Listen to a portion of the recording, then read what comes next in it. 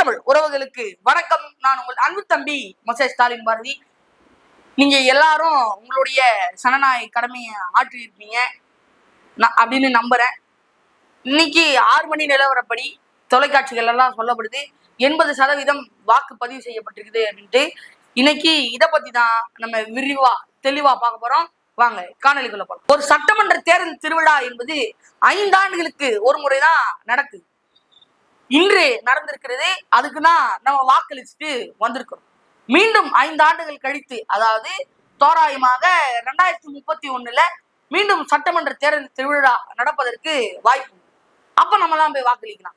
இன்றைக்கு நம்ம ஐயா ஸ்டாலின் அவர்களையோ, ஐயா திரு எடப்பாடி பழனிசாமி அவர்களையோ, ஐயா திரு சீமான் அவர்களையோ, ஐயா திரு விஜய் அவர்களையோ, இந்த 4 பேர்ல யாரையாவது ஒருத்தரை தான் முதலமைச்சர் வேட்பாளராக தேர்ந்தெடுத்து வாக்களிச்சுட்டு வந்திருக்கும்.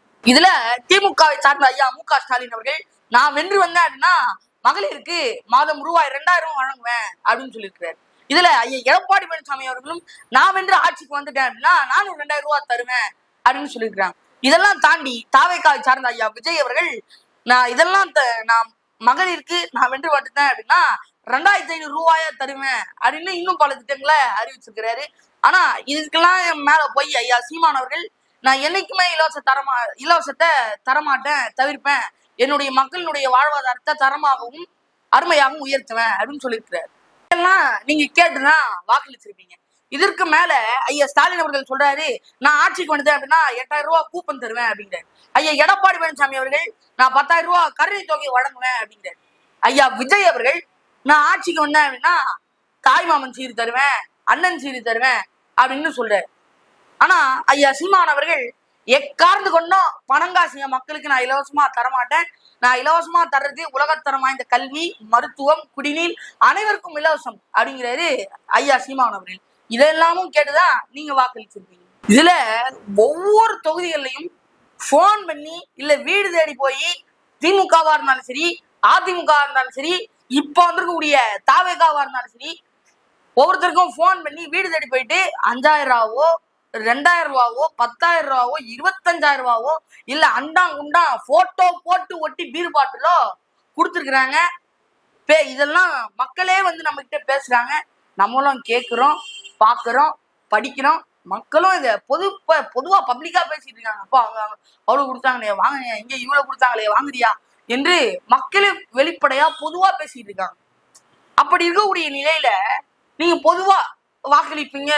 பொதுமக்களுடைய வாக்களிப்பு சிந்தனை எப்படி இருக்கும் அப்படின்னா, இப்ப நான் வந்து இந்த கட்சிக்கு தான் வாக்களிப்பேன் அப்படின்னு சில பேர் வாக்களிச்சிருப்பாங்க. சில பேர், ஐயோ அந்த கட்சியில நான் காசு வாங்கிட்டேன், கற்பூரம் மேல அடிச்சு சத்தியம் பண்ணிருக்கேன், ஆனா நான் அந்த கட்சிக்கு தான் வாக்களிப்பேன் அப்படின்னு சில பேர் வாக்களிச்சிருப்பாங்க.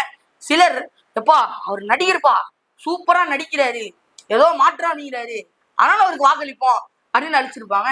சிலர், எப்பா அவர் தமிழ் தேசியம் அப்படிங்கிறாரு, சாதிகளை விடு, தமிழனா இணை அப்படிங்கிறாரு, உழவை மீட்போம் அப்படிங்கிறாரு, கொள்கை அப்படிங்கிறாரு, அதெல்லாம் நான் அவருக்கு வாக்களிக்கிறேன்ப்பா அப்படின்னு வாக்களிச்சிருப்பீங்க. இவ்வளவு காசு நம்ம வாங்குறோமே, இவ்வளவு காசு எங்கிருந்து வந்தது, யாருனுடைய காசு என்று என்னைக்காவது சிந்திச்சிருக்கீங்களா? சரி, அதை விடுங்க, நம்ம காசு வாங்கிட்டோம், ஒரு குறிப்பிட்ட காசு கொடுத்த கட்சிக்கு தான் வாக்களிக்க போறோம் அப்படின்னு நீங்க முடிவு பண்ணிட்டு இருப்பீங்க. ஐயோ இவ்வளவு காசு வாங்குறோமே, இப்படி வாக்களிக்கிறோமே, இப்படி வாக்களிக்கிறதுனால நமக்கு என்னைக்காவது பிரச்சனை வருமா அப்படின்னு நீங்க சிந்திச்சீங்கன்னா, ஆமாங்க, பிரச்சனை வரும். உதாரணத்துக்கு சொல்றேன், ஒரு சின்ன எலி நம்ம வீட்டுல நம்மளுடைய பொருட்களை சேதப்படுத்த வருது. அந்த எலியை நம்ம என்ன பண்ணுவோம்? தேங்காய் வச்சு இல்ல வேற ஏதாவது பொருட்களை வச்சு அதனுடைய ஆசையை தூண்டி அந்த எலியை பிடிச்சி என்ன பண்ணணுமோ அதை பண்ணுவோம். இங்க நான் அரசியல்வாதி என்னும் பெருச்சாலியில் மக்களான நம்மள காசு கொடுத்து, அண்டாங்குண்டாங் கொடுத்து, பீர் பாட்டில கொடுத்து, நம்மளை பொறி வச்சு புடிச்சு என்ன பண்ணணுமோ அதை பண்றாங்க. இப்ப மக்களான நீங்கள் 3 C நிறைவேற்றிக்கிறீங்க. என்ன தெரியுமா? Corruption, collection, commission. அதாவது என்ன பண்றீங்க, நீங்களும் முதல்ல வாக்களிக்கிறதுக்கு கரப்ஷன் ஆயிட்டீங்க, அதாவது திருதனம் பண்ணிட்டீங்க. அதுக்கப்புறம் வாக்களிக்கிறது கலெக்ஷன் பண்றீங்க, அதுல வாக்களிக்கிறது கமிஷன் வாங்குறீங்க. நீங்க இதை செஞ்சுட்டீங்க. இப்ப நீங்க காசை வாங்கிட்டு என்னதான் இவர் ஆளணும் அப்படின்னு தேர்ந்தெடுக்கிறீங்களா ஒரு தலைவனை, அவர் என்ன பண்ணுவாரு? நீங்க 2000 ரூபாவோ 3000 ரூபாவோ வாங்கியிருப்பீங்க, அவர் உங்க தலைவனா இருந்து கரப்ட் ஆகி கலெக்ஷன் பண்ணி கமிஷன் அடிச்சு அவரும் முடிச்சு நிறைவேற்றி 2 கோடியோ 2 லட்சம் கோடியோ இல்ல 3000 கோடியோ கரப்ஷன் பண்ணுவாரு, கலெக்ஷன் பண்ணுவாரு, அதுல கமிஷன் பார்ப்பாரு. நீங்க நல்ல தலைவரை தேர்ந்தெடுத்தாதான் உங்களுடைய வாழ்க்கை நல்லா இருக்கும். நீங்க நல்ல தலைவனை தேர்ந்தெடுக்கல. இப்ப உங்களுடைய பால் விலை ஏறும், சொத்து வரி ஏறும், தண்ணி வரி ஏறும், கரண்ட் பில் ஏறும், லொட்டு லொசுக்கு எல்லாமே விலை ஏறிட்டே போகும். ஆனா இதற்கு நீங்க தேர்ந்தெடுத்த தலைவருக்கும் கவலையே கிடையாது. ஏன்னா அவரு பொதுமக்கள் கிடையாது. ஏன்னா நீங்க பொதுமக்கள், உங்களுக்கு வருமானத்தை விட செலவு அதிகரிக்கும். அவருக்கு வருமானம் இருந்தா தானே அவருக்கு அடிக்கிறதுலாம் கொல்ல, அதுல அவருக்கு செலவு எங்க ஆக போகுது? அவர் செலவையும் உங்க தலைவரே கட்டிட்டு போயிடுவாப்புல. ஆக மொத்தம் என்ன அப்படின்னா, உங்களுக்கும் ஒரு நல்ல தலைவனை தேர்ந்தெடுக்க தெரியல. இதற்கெல்லாம் பதில் சொல்ற மாதிரி ஐயா எம்ஜிஆர் அவர்களுடைய பாட்டு ஒண்ணு இருக்கு, இந்த கேளுங்களேன்.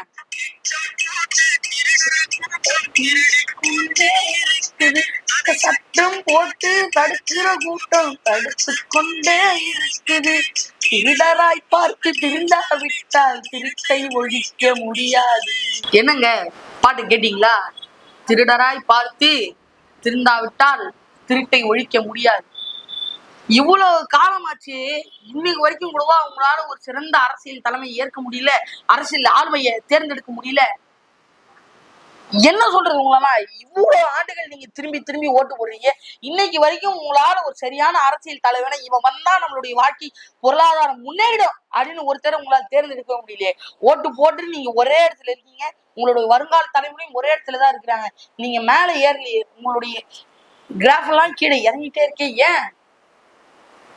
ஏன் நான் இந்த கட்சி, நான் இந்த சாதி கட்சி, நான் இந்த மதத்து கட்சி, நான் இந்த நடிகனோட கட்சி அப்படின்னு மீண்டும் மீண்டும் தவறா ஓட்டு போட்டு நீங்களும் வாழாம உங்க வருங்கால தலைமுறையான எங்களையும் வாழ விடாம இப்படி நாசமா போய் சாவடிக்கிறீங்களே, இது நியாயமா? ஏன் நீங்க தேர்ந்தெடுக்கக்கூடிய தவறான தலைமைகளால உங்களுக்கும் பால் வரி ஏறுது, சரியா ஓட்டு போட்ட எனக்கும் பால் விலை ஏறுது. நீங்க காசு வாங்கிட்டு ஓட்டு போட்டதுனால உங்களுக்கும் சொத்து வரி ஏறுது, காசு வாங்காம ஓட்டு போட்ட எனக்கும் சொத்து வரி ஏறுது. உங்க பிள்ளைங்களுக்கும் பள்ளி கல்லூரி கட்டணம் ஏறி போகுது, எனக்கும் பள்ளி கல்லூரி கட்டணம் ஏறி போகுது. ஏன் எனக்கும் தண்ணி வரி ஏறுது, உங்களுக்கும் தண்ணி வரி ஏறுது.